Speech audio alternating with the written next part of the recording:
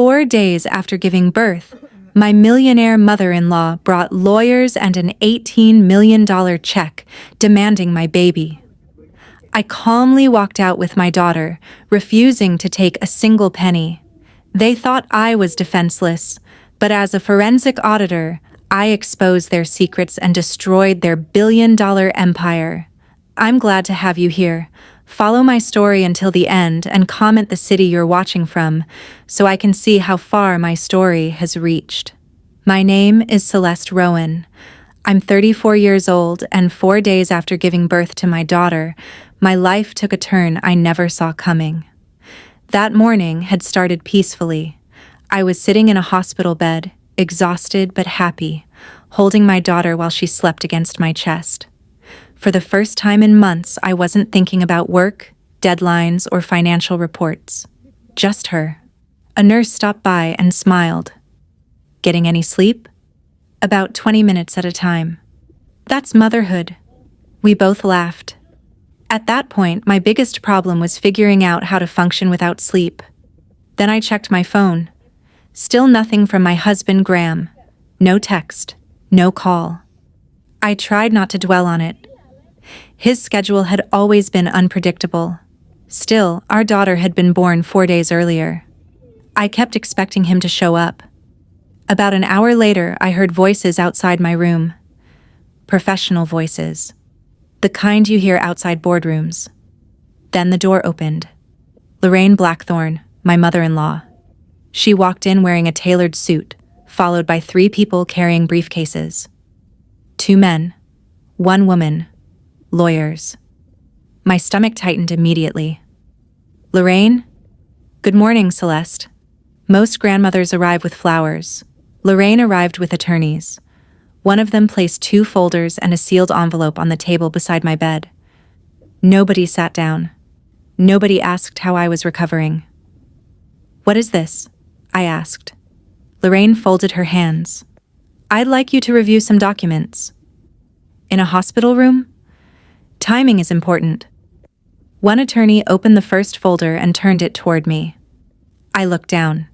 Petition for dissolution of marriage. For a moment, I thought I was misunderstanding what I was seeing. Then reality hit. Divorce papers? What is this? Exactly what it appears to be. No, Graham and I haven't even discussed. These decisions have already been considered. Decisions, not discussions, not conversations, decisions. The room felt strangely calm, like everyone already knew why they were there except me. Then another document appeared. The attorney slid the sealed envelope toward me. Inside was a check. $18 million. I stared at the number. What is this supposed to be? A settlement, Lorraine said calmly. An opportunity for everyone to move forward. I looked at my sleeping daughter, then back at Lorraine. And what exactly am I settling? The female attorney opened another folder. This one wasn't about divorce. It covered parental authority, medical decisions, educational decisions, guardianship arrangements.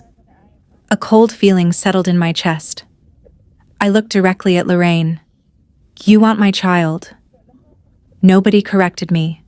Nobody denied it. Lorraine finally said, we believe this arrangement provides the strongest future for her. For her. Not for me. Not for us. For her. As if I were somehow separate from my own daughter. I adjusted the blanket around the baby and kept my voice steady. And Graham knows about this? Lorraine answered immediately. Yes. That single word hit harder than the divorce papers. Harder than the money. Harder than everything else. Because suddenly, this no longer felt like a misunderstanding. It felt planned. The lawyers, the paperwork, the check, the timing. None of this had happened overnight. I looked down at my daughter sleeping peacefully in my arms. Then I closed the folders and pushed them back. No. One attorney cleared his throat. Mrs. Rowan, perhaps you should take some time to review. No. This time I was firmer. Lorraine studied me for a moment. Not angry, Just evaluating. Finally, she nodded. Very well. The attorneys collected the documents. The check disappeared back into its envelope. One by one, they headed for the door. Lorraine lingered. Then she stepped closer and lowered her voice. You should ask yourself why Graham isn't here. Without another word, she turned and walked out. And for the first time since my daughter was born, I stopped waiting for my husband to walk through that door. Instead, I found myself staring at my phone, wondering why he hadn't called once. I spent the ride home staring out the window while my daughter slept in her car seat beside me. The hospital discharge should have felt like a happy milestone. Instead, I kept hearing Lorraine's voice in my head. You should ask yourself why Graham isn't here. I hated that it was working. By the time I unlocked the front door, I was exhausted in a way that had nothing to do with having a newborn. The house was quiet. Too quiet. I stepped inside carrying my daughter and immediately noticed something strange. Not something dramatic. Just little things. Graham's coffee mug wasn't on the kitchen counter. His running shoes weren't by the door. The jacket he usually threw over a chair was gone. At first, I told myself I was imagining things. Then I walked upstairs. Half his closet was empty. I stood there for several seconds, holding the baby against my shoulder. No note. No explanation. Nothing. I pulled out my phone and called him, straight to voicemail. I called again. Same result. I didn't leave a message. What exactly was I supposed to say? Hi, your mother just tried to buy our baby, and now half your clothes are missing? Instead, I focused on unpacking. Bottles, blankets, diapers, normal things. The kind of things new parents worry about. I desperately wanted one normal day. My daughter woke up hungry, and for a while my entire world shrank down to feeding her and trying to keep her comfortable. Honestly, I was grateful for that. Babies don't care about family politics. They don't care about billion-dollar companies. They just need you. For a few hours, that was enough. Then my phone rang. For a split second, I thought it was Graham. It wasn't. It was Lorraine. I let it go to voicemail. A few minutes later, another call came.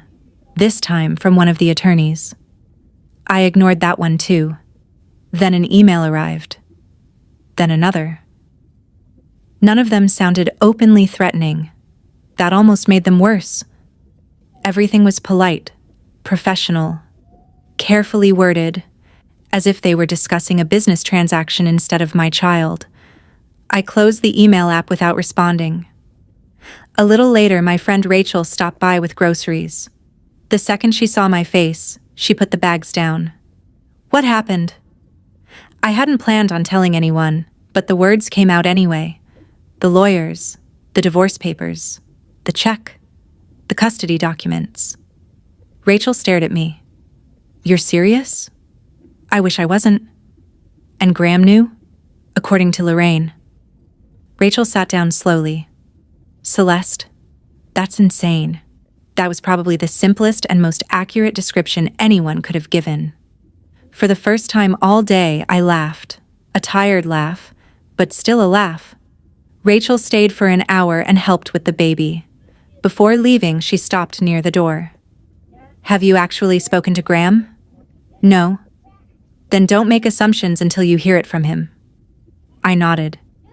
It was reasonable advice. The problem was that Graham kept making himself impossible to reach. That evening, while my daughter slept on my chest, I found myself looking back at things I'd ignored for years. Not major red flags, just patterns. Small things. The kind that only make sense when you see them all together. When Graham and I got engaged, Lorraine chose the venue. When we bought our house, Lorraine somehow influenced the final decision. When Graham considered changing jobs, Lorraine was involved in that conversation too. At the time, I'd interpreted it as family closeness. Now, I wasn't so sure. I opened my photo gallery and started scrolling through old pictures, vacations, holiday dinners, corporate events. In almost every memory, Lorraine seemed to be standing somewhere nearby, not necessarily controlling things openly, just present, watching, guiding, deciding. A memory surfaced from 3 years earlier. Graham and I had been discussing moving to another state. We spent weeks researching neighborhoods and schools. Then he had one conversation with Lorraine. The entire plan disappeared. Just like that. At the time, I'd asked why. His answer had been simple. Mom thinks it's a mistake. Not I think. Mom thinks. The more memories that surfaced, the harder it became to ignore. I started wondering something I'd never seriously considered before. How many of Graham's decisions had actually been his? The question stayed with me all evening. Around 10 o'clock, I tried calling him again. Voicemail. At 11, I sent a text. No accusation, no anger, just 4 words. Please call me back. I sat on the couch holding my sleeping daughter. The house felt different now. Not unsafe. Just unfamiliar. Like I was seeing it without the story I'd been telling myself for years. A vibration suddenly broke the silence. My phone lit up. For a second, my heart jumped. Finally. Graham. I opened the message immediately. There was only one sentence. We need to talk tomorrow. I barely slept. Not because of the baby. My daughter actually gave me one of her better nights.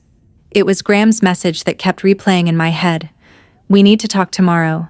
No explanation, no apology, just 5 words. Around noon, a black SUV pulled into the driveway. I looked through the window. Graham stepped out of the passenger side. For a moment, I felt relieved. At least I was finally getting answers. Then the driver's door opened. A woman got out. Confident, comfortable, the kind of comfortable that tells you everything before anyone says a word. My stomach dropped. They walked to the house together. Neither of them looked nervous. That hurt more than I expected. When I opened the door, nobody spoke right away. Finally, I looked at Graham. Who is she? His jaw tightened. Can we come inside? That wasn't an answer, but I moved aside. We sat in the living room while my daughter slept nearby.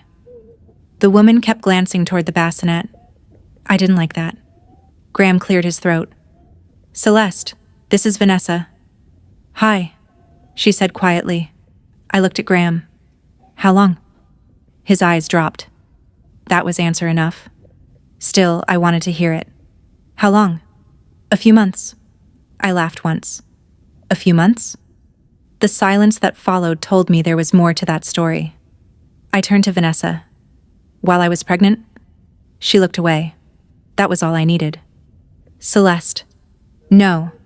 I raised a hand. Don't. For the first time, Graham looked uncomfortable. Good. I'd spent days trying to understand what was happening.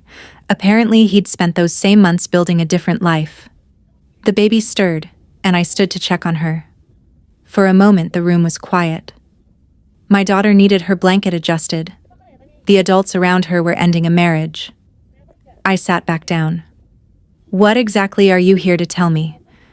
Graham leaned forward, like he'd practiced this conversation. I think we need to handle this in the least painful way possible. I stared at him. His mother had shown up at a hospital with lawyers and an $18 million check, and he was talking about minimizing pain. Is that what Lorraine calls it? His expression tightened. This isn't all about my mother. That was when something clicked. For years, every difficult decision somehow traced back to Lorraine. A career move, a house purchase, a family disagreement. Even now, Graham seemed more comfortable talking about what everyone else wanted than what he wanted. So I asked him directly, "What do you want, Graham?" He didn't answer immediately. The silence stretched. Finally, he said, "I think this is the best path forward. Not I want. Not I chose." Just another careful sentence that avoided responsibility. I looked at him and realized I wasn't talking to the man I thought I'd married. Vanessa stood up. I should wait outside. That's probably best. Once she left, Graham exhaled. "You're making this harder than it needs to be." I almost smiled. "Your mother tried to buy my baby. That's not what happened." "Really?" He looked away. Again. Every time accountability entered the conversation, he found somewhere else to look. Eventually, he stood. The meeting clearly wasn't going the way he'd planned. No shouting, no dramatic scene, just two people sitting in the remains of a marriage. At the front door, he paused. For the first time all afternoon, he looked genuinely serious. "You need to be careful." I crossed my arms. "About what?" He hesitated, then said quietly, "You don't understand what my family is capable of." I kept replaying Graham's last words in my head. "You don't understand what my family is capable of." The strange part was that it didn't sound like a threat. It sounded like a warning. I wasn't sure which possibility bothered me more. My daughter was asleep beside me when I finally opened my laptop and searched for one name: Evelyn Mercer. I'd heard of her years earlier through professional circles. She had a reputation for handling complicated family disputes involving very wealthy clients. More importantly, she wasn't known for being intimidated by money. I called her office expecting to leave a voicemail. Instead, her assistant answered immediately. By the end of the conversation, I had an appointment. 2 days later, I sat across from Evelyn in her office while my daughter slept in a stroller beside me. Evelyn looked exactly like someone who had spent decades arguing in courtrooms. Calm, sharp, efficient. She greeted me warmly, but once we sat down, her focus became intense. "Start from the beginning." So I did. The hospital, the lawyers, the divorce papers, the custody documents, the $18 million check. She listened without interrupting, occasionally writing notes, occasionally asking for dates, nothing else. When I finally finished, she leaned back slightly. "Do you have copies?" "I do." That got her attention. I handed over the folder I'd assembled the night before. One benefit of being an auditor is that I rarely throw documents away. Evelyn opened the first file and began reading. The room became quiet except for pages turning. A few minutes later, she stopped. Then she smiled. Not a happy smile. More like someone spotting a mistake. "Interesting." My stomach tightened. "What?" She slid one document across the desk. "Did they really have you sign this while you were still hospitalized?" "Yes."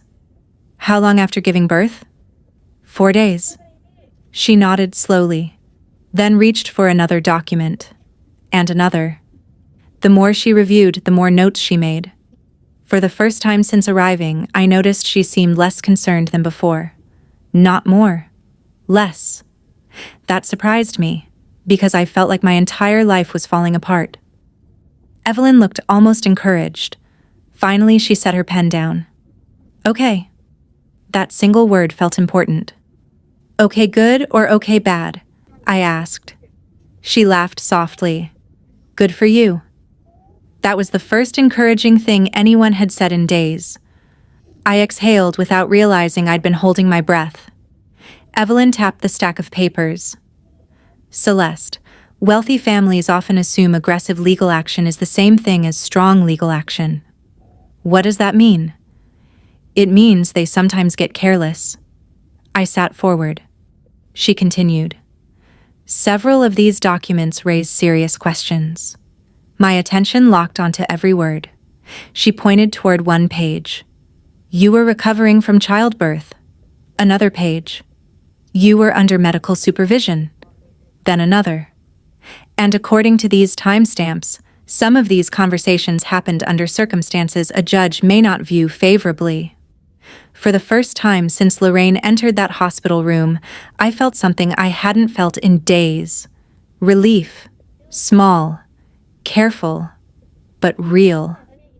"You're saying these documents won't hold up?" "I'm saying I would never assume they will." That wasn't a guarantee, but it was enough. For the next hour, we went through everything piece by piece. Not just the paperwork, the timeline, the phone calls, the visits, the messages. Every detail mattered. At one point, my daughter woke up and started crying.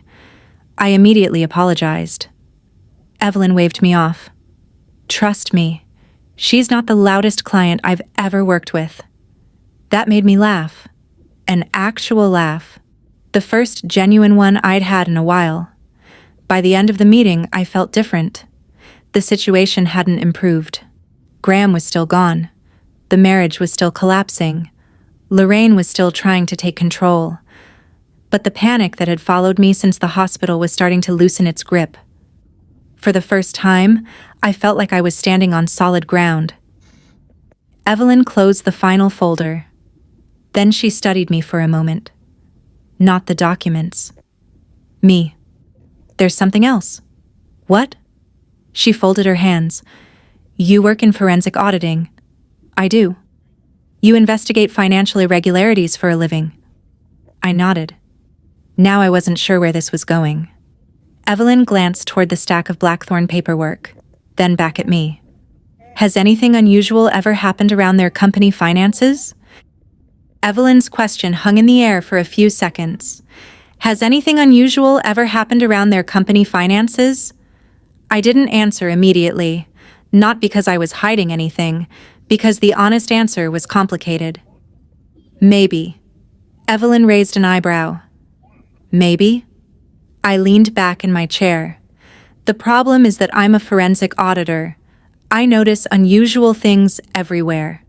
That earned a small smile. Fair point. For years, I'd made a habit of separating my professional life from my marriage. The Blackthorne family controlled one of the largest investment firms in the region. I never wanted anyone accusing me of using insider information or crossing ethical lines. So whenever something felt odd, I mentally filed it away and moved on. At least, that's what I thought I'd done. Evelyn closed her notebook. Go home. Look through whatever records you still have. Don't go searching for a scandal. Just tell me if your professional instincts were ever triggered. That felt reasonable. I wasn't looking for revenge. Honestly, I already had enough problems. I had a newborn daughter, a collapsing marriage, and an ongoing legal fight. The last thing I needed was another battle. Back home, I settled my daughter into a bassinet beside my desk. She was awake for once, quietly staring at absolutely nothing. Parents will understand. Babies can spend 20 minutes studying a blank wall like it's the most fascinating thing they've ever seen. I opened an old storage box I'd kept in my office. Inside were folders from different years, financial reports, meeting notes, industry research, random documents I'd saved because something about them had bothered me. Most auditors have a version of that box, the collection of things you can't quite explain but don't completely trust. For the next couple of hours, I alternated between reviewing paperwork and taking care of the baby. Feed the baby. Review a document. Change a diaper. Review another document.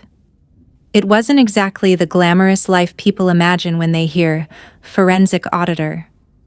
Eventually, I found myself looking at materials connected to Blackthorne Capital, not confidential files, nothing improper. Just reports and summaries I'd legally retained over the years. At first, everything looked normal. Then I started remembering conversations. Small ones. The kind people usually forget. A board member mentioning unexpected losses. A quarterly report that arrived unusually late. A meeting where someone seemed nervous about a valuation discussion. None of those things proved anything. Individually, they barely mattered. But together, they formed a pattern. A vague one. Still a pattern. I opened another folder. Then another. Hours slipped by. Outside, the sun had started setting. Inside, my desk was becoming a mess of paper. My daughter woke up and demanded immediate attention. As usual. I picked her up and walked around the room while trying to organize my thoughts. The more I looked, the more uncomfortable I became. Not alarmed. just uncomfortable, because several transactions kept appearing in different places. Not the same transaction, the same structure. Money moving through entities that didn't seem connected to the main business. That wasn't automatically suspicious. Large investment firms often use subsidiaries, special purpose entities, holding companies, perfectly legal, perfectly normal. Still, something felt off. I sat back down and opened a spreadsheet I'd saved months earlier during my pregnancy. I remembered almost deleting it at the time. Now, I was glad I hadn't. A particular transfer caught my attention, then another linked transaction, then a third. I narrowed my focus. For the first time all afternoon, I stopped multitasking. No emails, no television, no distractions. Just numbers. A familiar feeling settled over me. The same feeling I got during investigations. The moment when curiosity starts turning into concentration. I followed the trail from one company to another, then another. The ownership structures became increasingly complicated. That alone wasn't unusual, but it made tracing the money slower. I clicked through records and supporting documents. A few minutes later, I frowned. That was strange. I checked again.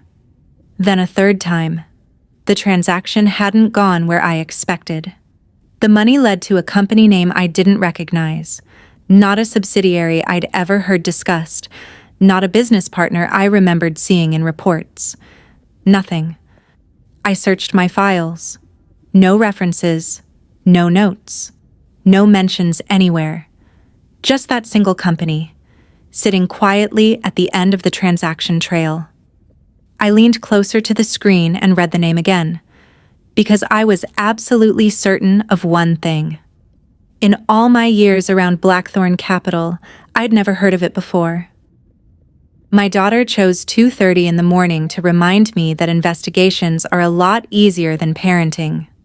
1 minute I was studying financial records. The next I was warming a bottle while trying to stay awake. I stood in the kitchen holding her against my shoulder. My hair was a mess. I couldn't remember the last time I'd slept more than 3 hours straight. And somehow I was trying to trace corporate transactions in the middle of all that. If any new parents are listening, you'll understand. Life doesn't pause because you're going through something difficult. The diapers still need changing, the bottles still need washing, the baby still needs you. By sunrise, I had managed exactly 40 minutes of sleep. I should have taken a nap. Instead, I found myself back at my desk. The company name from the night before was still on my screen. I read through the information again, then again. The more I looked, the stranger it seemed. The business technically existed. It had registration records, an address, basic corporate filings, but there wasn't much else. Very little public activity, almost no visible operations, no obvious reason for a major investment firm to be sending money through it. That didn't prove anything. Companies can be quiet. Companies can be small. Still, I couldn't shake the feeling that something wasn't right. A notification interrupted my thoughts. Rachel, how are you holding up? I stared at the message for a second, then typed back. Depends. Are we measuring emotionally or by hours of sleep? Her reply arrived almost instantly. Definitely don't choose sleep. I laughed. A real laugh. Not a big one. Just enough to remind me I still had people in my corner. A little later, she stopped by with coffee.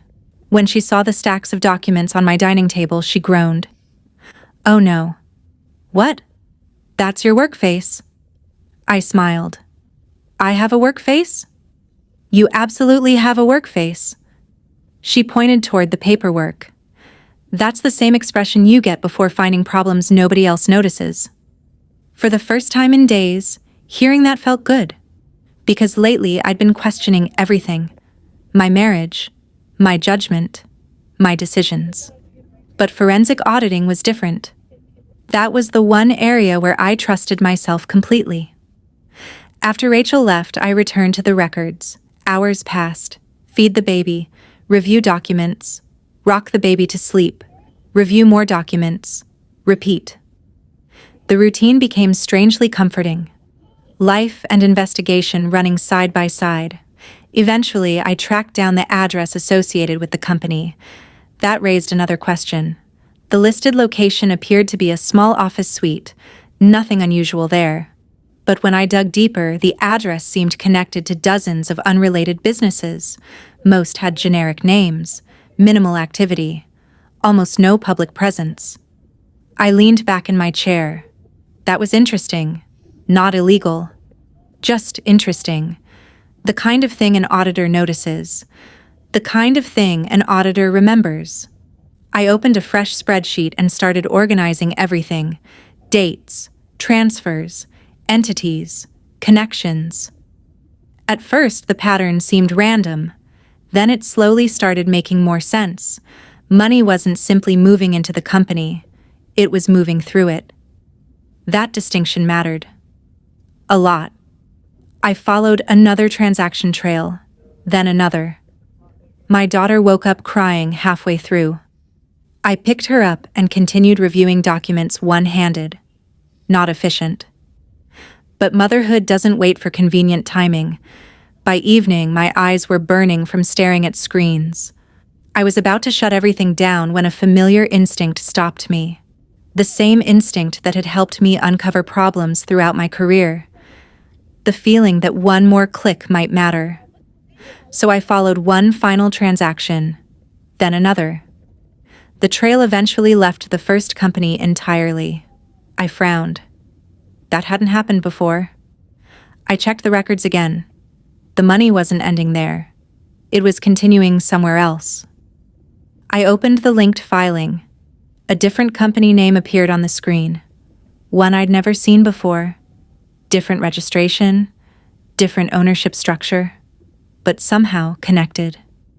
I slowly sat forward. Because for the first time, this no longer looked like a single strange company. It looked like a network. And I had just found the second piece. The second company changed everything. Up until that point, I could still tell myself there might be an innocent explanation. A reporting issue. A complicated corporate structure. An accounting decision that looked strange from the outside. But the moment a second company appeared, the pattern became harder to ignore. I cleared off part of my dining table and started building a chart. Not a dramatic detective board with red string situation. Just spreadsheets, notes, and printed filings spread across the table. The baby monitor sat beside my laptop. That pretty much summed up my life at the time. Part investigator, part exhausted mother. One afternoon, I was tracing financial transfers while bouncing my daughter in a carrier strapped to my chest. If you've ever tried reviewing corporate records while a newborn is asleep against you, you'll understand how ridiculous that sounds. But somehow, it worked. The more data I organized, the more connections appeared. The first company linked to the second. The second connected to several smaller entities. Some were active for only short periods. Others barely seemed to exist at all. I wasn't finding proof of fraud. Not yet. What I was finding was complexity. A lot of complexity. And in my profession, unnecessary complexity usually means someone wants something hidden. I sent several summaries to Evelyn. A few hours later, she called. "Tell me you're sleeping occasionally." Occasionally. That wasn't a convincing answer. I laughed. I've had worse weeks. I doubt that. She wasn't entirely wrong. After discussing the legal situation, I walked her through what I was finding. For a while, she simply listened. Then she asked a question. "Are the losses staying in the primary reports?" I looked at my notes. No. The answer came faster than I expected. Because I'd noticed it earlier. I just hadn't fully processed it. Certain investments appeared to perform poorly. Yet somehow those losses became less visible later. Not erased. Moved, shifted, transferred elsewhere. I opened several reports side by side. The pattern became clearer. The core company looked healthier than it probably should have. Meanwhile, weaker assets seemed to migrate into other entities. Entities most investors would never examine closely. My stomach tightened. That wasn't a clerical mistake. That was a strategy. Evelyn was quiet for several seconds. Finally, she said, "Document everything." "I already am." "Good." Before ending the call, she added something else. "The moment people realize you're asking the right questions, their behavior changes." At the time, I didn't fully understand what she meant.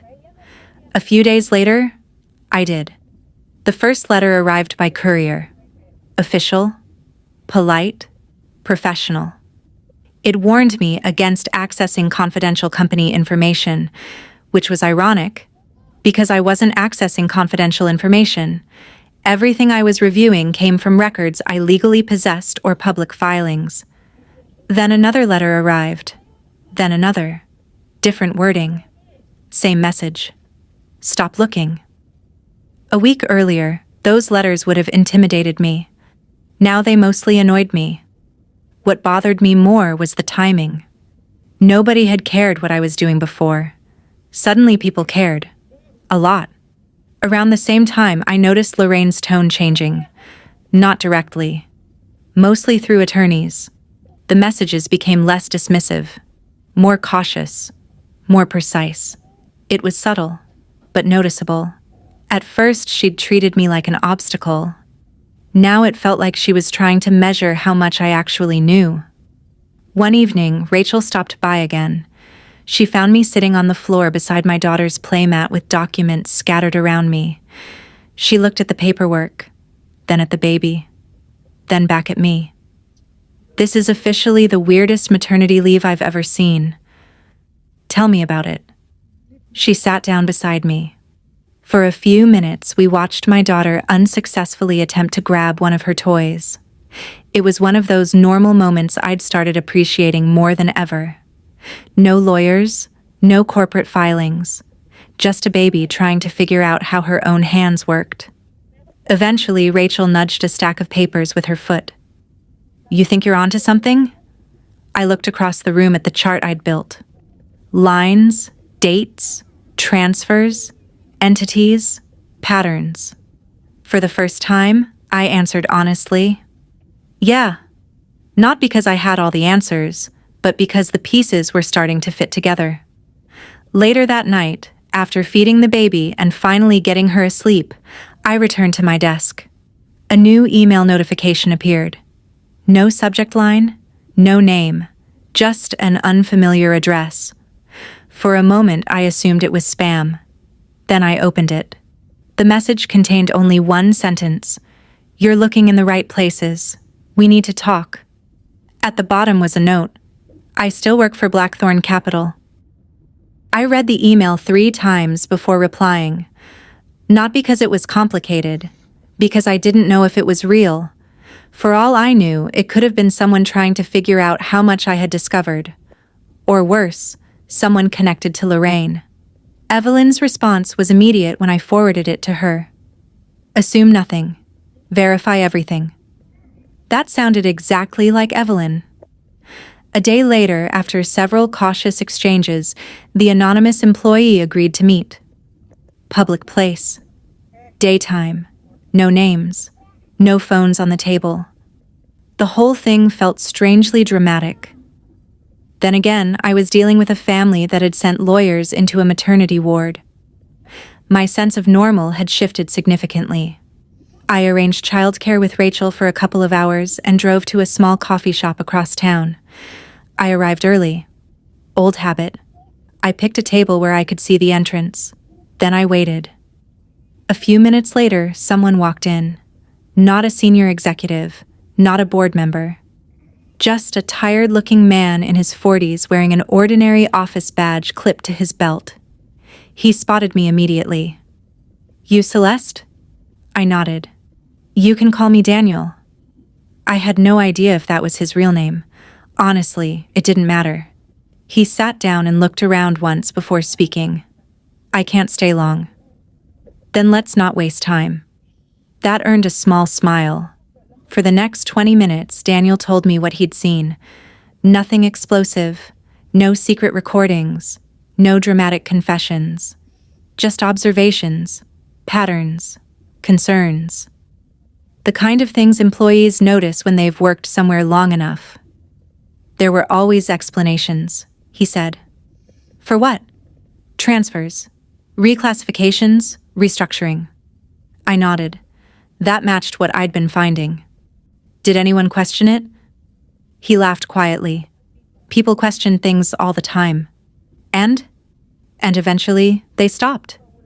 That answer lingered for a moment.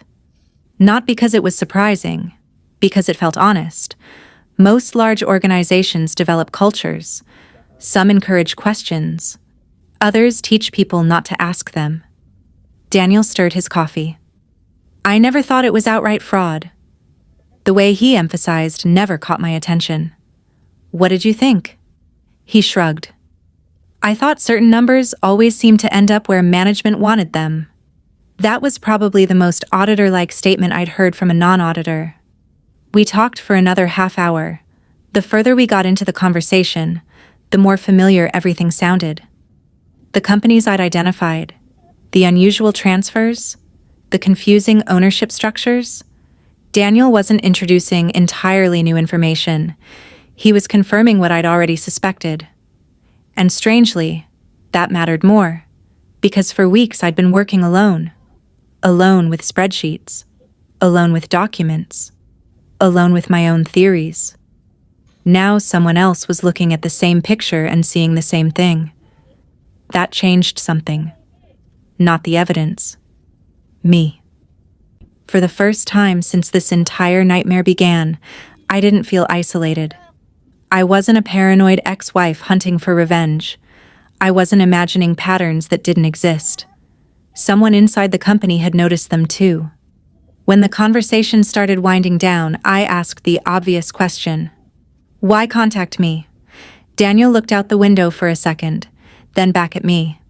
Because you're the first person who's actually connected the dots. I wasn't sure how to respond to that, so I simply nodded. He stood up. I should go. I thought the meeting was over. Then he hesitated. Just for a moment. Like he was debating whether to say something. Finally, he sat back down. There is one more thing. My attention sharpened immediately. What? Daniel lowered his voice. If you really want to understand what's happening, you're talking to the wrong person.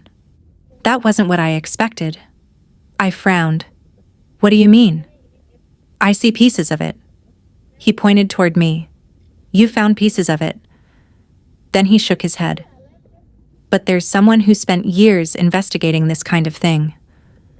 I waited.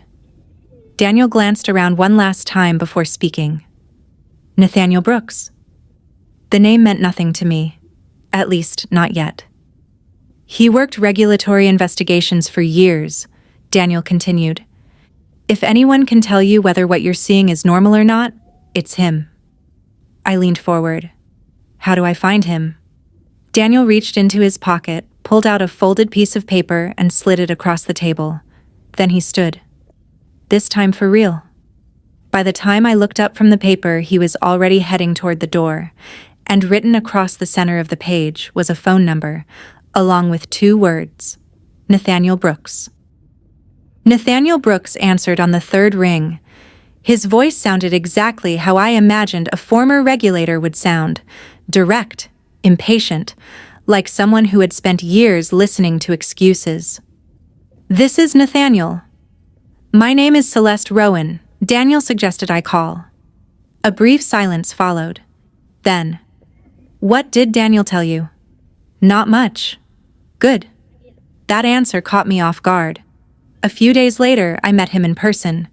No fancy office, no expensive conference room, just a modest workspace filled with reports, legal journals, and enough financial filings to make most people run for the nearest exit. Nathaniel looked to be in his 60s. Gray hair, sharp eyes. The kind of person who seemed to notice everything. I handed him the material I'd assembled. The charts, the transaction trails, the ownership records, the notes I'd spent weeks organizing. He didn't react much while reviewing them, which was frustrating. As an auditor, I was used to seeing some kind of response, a raised eyebrow, a question, something. Nathaniel simply read, page after page, occasionally making notes, occasionally circling something, mostly staying quiet. Finally, he looked up. This section is weak. I blinked. Excuse me? He slid one page toward me. You've made an assumption here. It's a reasonable assumption. It's still an assumption. That wasn't the answer I wanted, but he wasn't wrong. For the next hour, he dismantled parts of my analysis, not maliciously, professionally, painfully. Every conclusion had to survive scrutiny. Every connection had to be supported. Every theory needed evidence. At one point, I crossed my arms. You realize you're attacking your own side? Nathaniel laughed. I'm not on a side. That answer annoyed me even more. Then he leaned back in his chair. Celeste, regulators don't act because something feels suspicious. He tapped the documents. They act because evidence survives attack. That sentence stayed with me, because deep down I knew he was right. I had become emotionally invested. How could I not? My marriage had collapsed. My child had become the center of a legal battle. The Blackthornes were actively pressuring me. Meanwhile, Nathaniel had no emotional connection to any of it. He only cared whether the facts held up. Over the following week, we met several more times. The dynamic remained awkward at first. I'd bring a theory. Nathaniel would challenge it. I'd defend it. He'd poke holes in it. Sometimes he won. Sometimes I did. More often, we ended up somewhere in the middle. Oddly enough, those disagreements improved the investigation. Weak arguments disappeared. Strong ones survived. The evidence became cleaner, more precise, more defensible. One afternoon, I arrived carrying my daughter in her carrier because childcare had fallen through. Nathaniel looked down at her, then at me, then at the stack of documents. You know most people take maternity leave? I smiled. Most people don't get served divorce papers in a hospital. Fair point. That was probably the closest thing to sympathy he'd shown so far. As the days passed, another pattern became impossible to ignore. The companies weren't random. The timing wasn't random. The transfers weren't random. Losses repeatedly seemed to move away from places where investors would easily see them. Not disappear.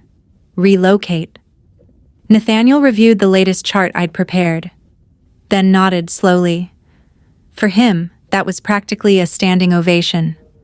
So, I asked, so you've improved? I'll frame that compliment. Don't. I laughed. He didn't. At least not immediately. Then his expression became serious. The kind of serious that makes you stop talking. He placed a finger on one section of the chart, then another, then a third. For several seconds, he simply stared at the connections, thinking, calculating, rechecking. When he finally spoke, his voice was quieter than usual. There's enough here to attract regulatory attention. My pulse quickened. That was the first time he'd said anything remotely encouraging, but he wasn't finished. Not enough to win. The excitement faded slightly. What do you mean? I mean, attention and proof are different things. He turned several pages. If you take this forward, the evidence needs to be stronger. How much stronger? Nathaniel looked directly at me. For the first time since we'd met, he didn't seem skeptical. He seemed concerned. And that worried me more than criticism ever had. I waited. Finally, he sat back in his chair. Then he said the sentence that changed the way I viewed everything. I think you may be looking at something much bigger than custody. I didn't say anything right away. Nathaniel's words stayed with me during the entire drive home, because up until then, Everything had still felt connected to my personal life: the divorce, the custody battle, Lorraine, Graham, the Blackthorne family. Even the financial investigation had started because of them. But Nathaniel was looking at it differently. He wasn't seeing a family dispute. He was seeing a possible regulatory issue, maybe a very large one. A few days later, the three of us, Nathaniel, Evelyn, and I, sat around a conference table reviewing what we'd assembled. The stack of documents was thick enough to make me uncomfortable. Not because I doubted the work, because I knew what happened next. Once a report was submitted, there was no taking it back. Evelyn looked at me. "You understand this could become public eventually." "I know," Nathaniel added. "And if regulators decide there's nothing here, that's the end of it." "I know that too." The room went quiet. Then Evelyn nodded. "Okay." Nathaniel slid the final draft toward me. "Then let's stop talking about it." I signed, not dramatically. No inspirational speech. No cinematic moment. Just a signature. One line of ink. Months of work reduced to a few seconds. Oddly enough, I felt calmer afterward. The decision was made. Now we waited. And waiting turned out to be the hardest part. Days passed, then another week, then another. Life continued. My daughter was growing faster than seemed possible. Every few days she learned something new. A new expression, a new sound, a new way to keep me awake at night. The custody process also continued moving forward. Depositions, paperwork, attorney meetings, schedules, the usual legal maze. Meanwhile, absolutely nothing seemed to happen with the report. At least, not visibly. I checked my email far too often. I checked my phone even more. Every time it buzzed, I wondered if it meant something. Usually it didn't. One afternoon, Rachel caught me staring at my inbox. "You're doing it again." "Doing what?" "Waiting for something to happen." I sighed. She wasn't wrong. The uncertainty was exhausting. At least during the investigation there had been something to do. A document to review. A lead to follow. A problem to solve. Waiting offered none of that. Just silence. Then something changed. Not publicly, not dramatically. A request arrived. Official. Specific. Nathaniel called me less than an hour later. "You got it too?" "Yes." For the first time in weeks, I heard genuine energy in his voice. That alone got my attention. The regulator wasn't closing the file. They weren't dismissing it. They wanted additional records, additional explanations, additional supporting material.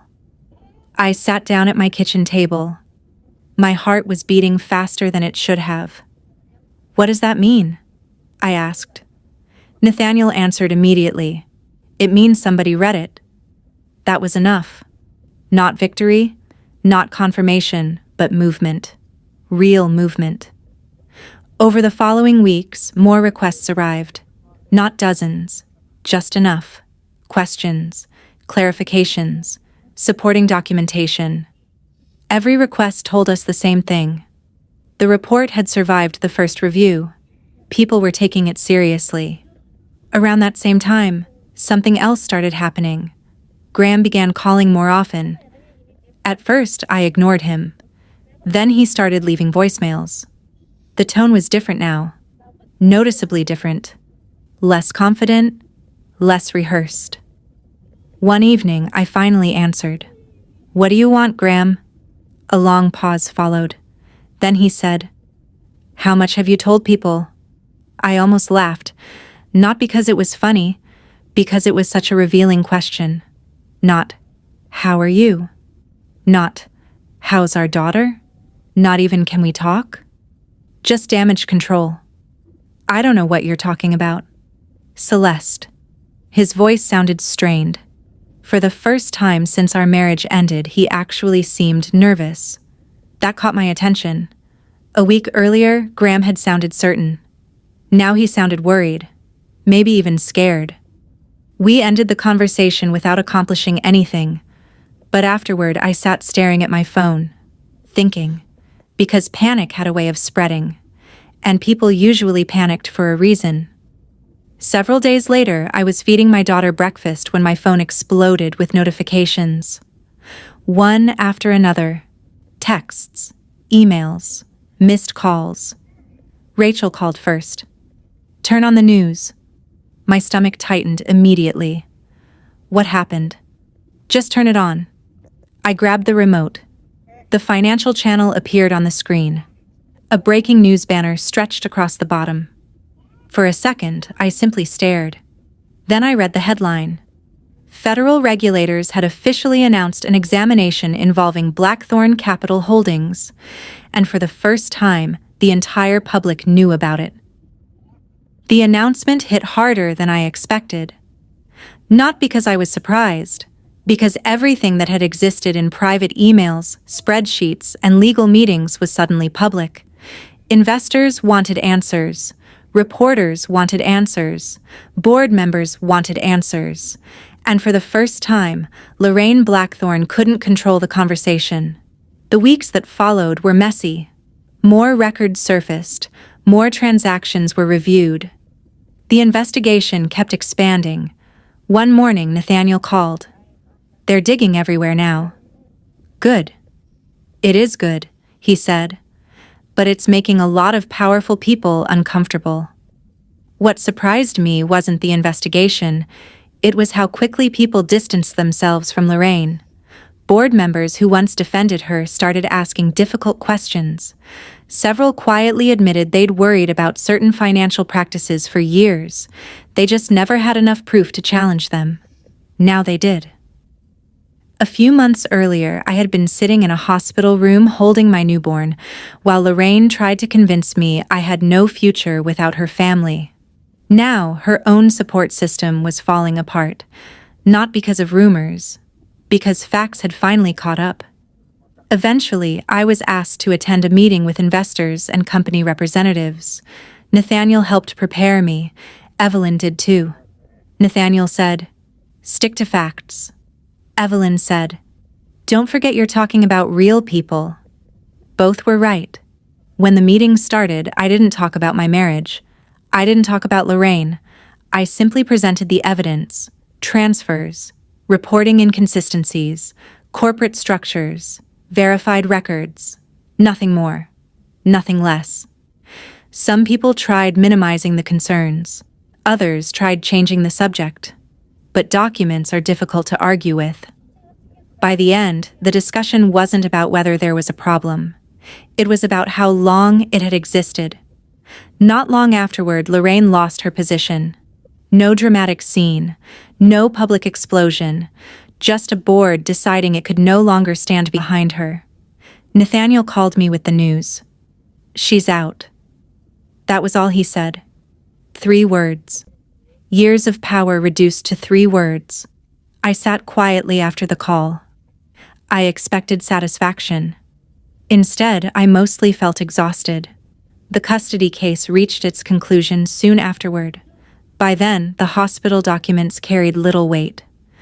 The pressure campaign against me had become obvious, and throughout the entire process, I had continued doing one thing: showing up for my daughter. Every single day. The judge's decision was simple. My daughter's best interests remained with me. Walking out of that courtroom felt less like victory and more like relief. Graham approached me afterward. For a moment, I thought he might finally explain everything. Instead, he just looked tired. I never thought it would end like this. Neither did I. That was it. No argument, no closure speech. Just 2 people standing in the aftermath of choices that couldn't be undone. He nodded and walked away. It was the last meaningful conversation we ever had. Life eventually became quieter. The company entered restructuring. Nathaniel stayed busy. Evelyn stayed busy. And I focused on raising my daughter. One afternoon, I was filling out routine paperwork at the kitchen table while she played nearby. I signed another form and paused. My eyes landed on her name. Rowan. I stared at it for a moment.